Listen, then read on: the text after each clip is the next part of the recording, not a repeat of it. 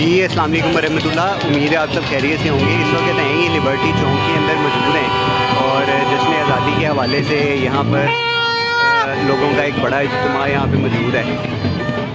یہ آپ دیکھیں یہ سارا لبرٹی چوک ہے۔ 13 اگست تھی اور آج پاکستان تحریک انصاف کی طرف سے ایک باقاعدہ ریلی کا اعلان کیا گیا تھا، لیکن اس سے پہلے ہی آج لبرٹی چوک میں پولیس کی جو ہے وہ بھاری نفری یہاں پر تعینات تھی اور پریزن وین ہم نے کافی ساری دیکھی یہاں پر۔